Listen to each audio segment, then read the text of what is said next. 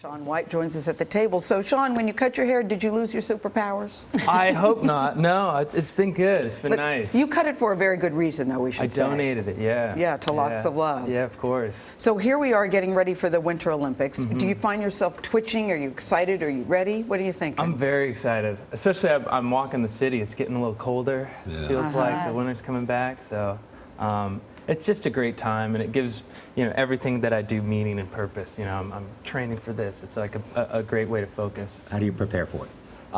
It really depends. Each time's been different, but I've been doing a lot of training down in New Zealand and Australia because opposite seasons right now. Right. Sure. So you go down there, it's full winter, and it's interesting because there's two disciplines now, which is half pipe, which is the one that I've competed in the last two Olympics, and now slopestyle, which is a series of jumps in one run. But it's twice the work. I got to really, spend my time equally on both. Kevin Pierce was here recently. Awesome. You and Kevin were rivals at one point, and he suffered from traumatic brain injury. And at the time we were talking about, do you always feel you have to up the ante to give the audience something to really cheer about? And do you reach a certain point where you go, well, I don't know if I should try that? Are you always trying to top yourself? I mean, I'd be lying to say there weren't moments where I'm like, you know what, I'm not ready for this. There are definitely scenarios where I just am not ready to step to certain tricks and things. But to be honest, it's just what I do. I mean, ever since I was a kid, I've been trying to better myself as an athlete, and it's almost like playing music in a way. The simple song won't cut it anymore. You need something new. You need something more advanced, and that's kind of where snowboarding gives me that outlet. I can really try to push myself. Shaun, you fly through the air. I mean, it's incredible to watch what you do. It really is. Where's the biggest competition from now? Like which countries? Yeah, which countries? It depends. I mean, in slopestyle, I would say the biggest competition is coming from Canada and Norway, which is strange. Yeah. You never really know. The Scandinavians, they're good. Yeah. They're really good. Speaking of competition, I mean, who is the best competitor for you? Who is most likely to dethrone you? Well, it's funny because we're No going. one. Yeah.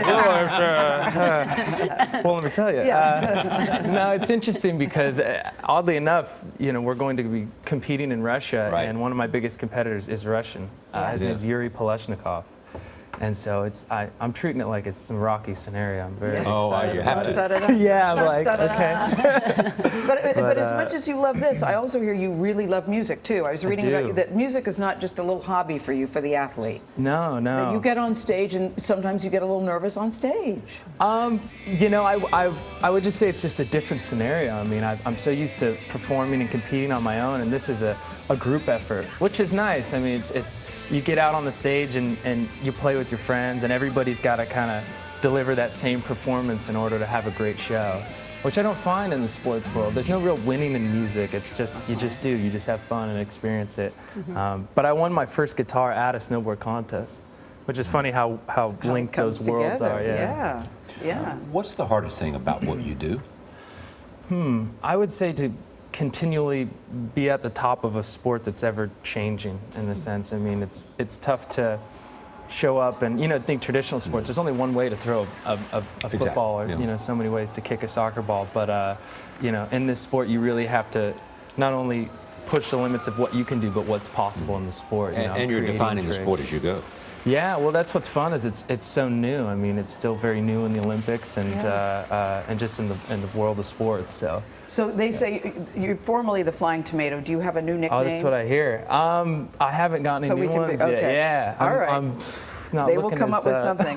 This is what I heard about you, Shaun. Thank you. That very few things scare you, but email chains do.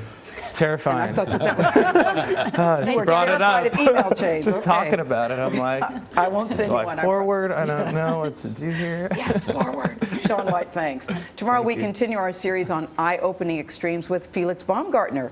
He's the first person, wow, I want to see Felix, first person to shatter the sound barrier in a free fall leap from the edge of space. That's tomorrow here on CBS This Morning.